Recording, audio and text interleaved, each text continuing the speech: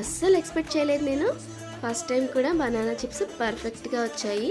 Hello, welcome back to మీ Reshmaji channel. Voice అయితే ignore చేసేయండి, ఫుల్గా కోల్డ్ చేసింది. మా పెద్దోడైతే మమ్మీకి పీల్ తీసేసి హెల్ప్ చేస్తున్నాడు అనమాట. కుకింగ్ వీడియోస్ కోసం వెయిట్ చేశారా? Thank you so much. Banana chips పర్ఫెక్ట్గా వస్తాయి. ఫస్ట్ టైం చేసినా కూడా డెఫినెట్గా ట్రై చేయండి ఈవినింగ్ స్నాక్స్ కోసం. ఎప్పుడు చిప్స్ బయటే కొంటాను, మీరు అంతేనా?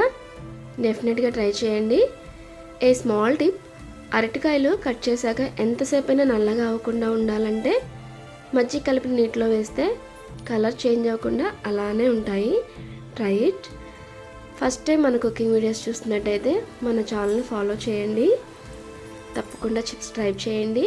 మీకు ఎలా కుదిరాయో నాకు కామెంట్ చేయండి. Thank you so much for watching. మంచి రెసిపీతో మళ్ళీ కలుద్దాం. బాయ్.